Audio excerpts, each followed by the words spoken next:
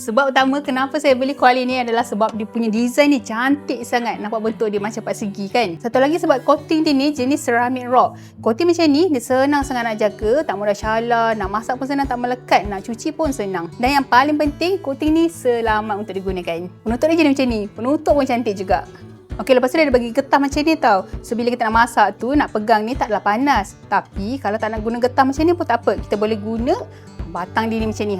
So nak lekat dia punya batang ni senang je. Just attach je kat sini. Lepas tu kita pusing kat ujung ni. Tak payah nak guna screwdriver bagai. Ini anak-anak kita nak buat pun boleh juga. Dah pusing ketat-ketat, dah boleh angkat. Senang kan? Okey, kat bahagian luar ni pun seramik juga. Dan bawah dia jenis lepem macam ni. So kita boleh masak atas dapur gas boleh, atas induction ke elektrik ke pun boleh.